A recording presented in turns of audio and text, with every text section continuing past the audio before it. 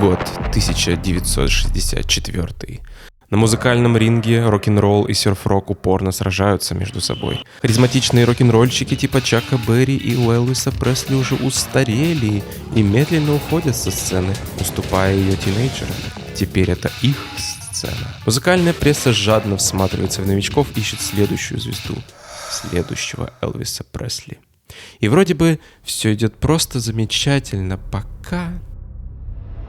пока в небе не опознан летящий на землю объект. И он приближается. И мир уже не будет прежним.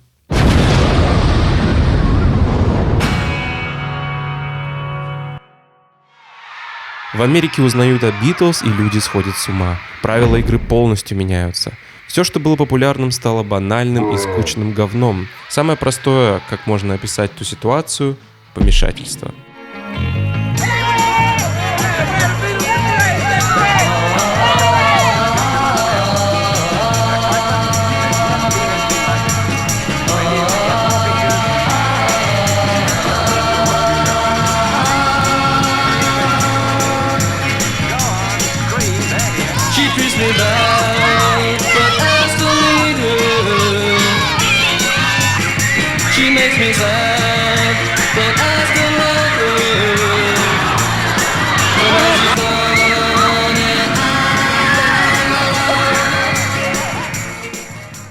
Opinion of the Beatles, a young woman's opinion that is. I think they're sharp. Битлз для мира в середине 60-х — это какая-то химия. Приходят чуваки и поют о простом, о любви, о влюбленности, еще немного любви, и все остальное стало каким-то неважным. Вроде есть и другая музыка, но на нее никто не обращает внимания. Битлз на тот момент — это самая современная, кричащая, новая музыка среди всего, что есть. I love them. I don't care what anybody thinks. I love the Beatles. I love you, Paul, and please come to the window so I can just see you. До этого в Америке слушали только американскую музыку, но другую вообще не обращали внимания. Но Битлз как будто открыли клапан и полилось. Британское нашествие. Все захотели быть как The Beatles, и особенно подростки. Впервые в США можно было дешево купить себе гитару. Но когда появились Битлз, все дети вдруг осознали, что они могут играть похожие аккорды и мелодии, и все довольно-таки легко.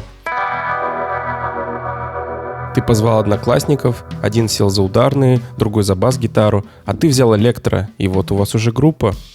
Но где придумывать музыку? Денег хватило только на гитары, телефонов и компьютеров не существует. Где играть? А вот потом ты видишь, родители уехали на работу, а гараж свободен. И это породило огромную волну новой музыки, которую играли подростки. Так появился гаражный рок.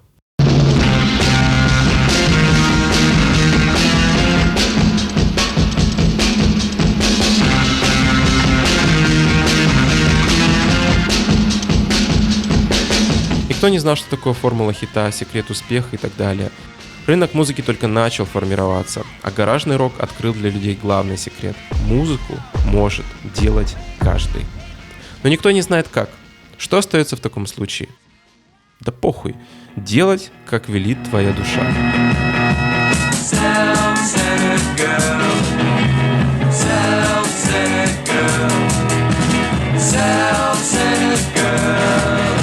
Гаражный рок — это такая суровая, быстро приготовленная музыка. У подростков загорелись глаза, они хотели делать как те чуваки из Англии. И это стало самым главным. Появилось много энергии, энтузиазма, но не так много скиллов и профессионализма. Гитару мог купить каждый, но записаться стоило дорого. Хотя, если ты продал достаточно лимонада, то возможно. А теперь представьте, вам 16, у вас с друзьями группа. Вы только что впервые поцеловались, встретили первую любовь, а затем расстались. И все это за одну неделю. Выброс этих эмоций есть гаражный рок. Вы играете концерты в школах, спортивных клубах, домашних вечеринках, городских бассейнах и даже в больницах. Там, где нет нормального звука. Никакого сложного продакшена, редактуры и сведения. Все, что делается, делается просто. Вы записываете целые песни прямо на одну дорожку, на один единственный микрофон.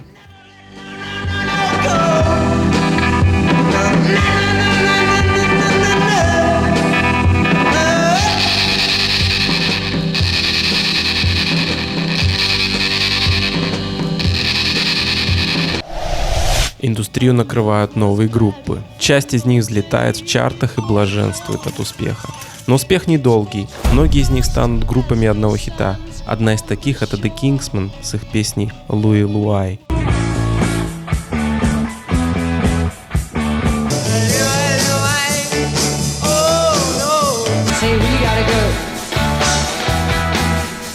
Все подряд записывали кавер на эту песню, ставшей классикой. А в 1972 году выйдут «Наггетсы», плейлист из малоизвестных гаражных групп 60-х. Тогда всю музыку продвигали через радио, а с «Наггетсами» мир услышал и сошел с ума от того, насколько масштабным был гаражный рок в Америке.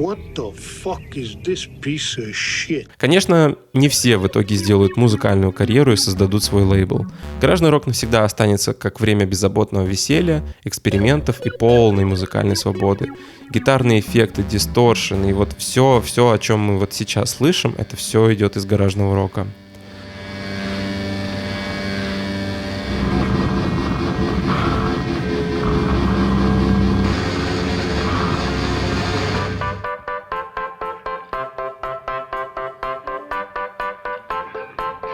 И знаете, что удивительно? Мода ведь циклична. Через 50 лет, в 2010 году мир покусает новая музыкальная болезнь. И имя ей — гаражный рок. Будет целая куча исполнителей, черпающих именно тот дух и звук свободных 60-х. Они сделают его быстрее, мощнее и Гаражнее. появится глыба из лейблов и групп со своими королями жанра, экспериментами, фестивалями, пока все это не превратится в прах и даст жизнь чему-то новому и красивому. Но это уже совсем другая история.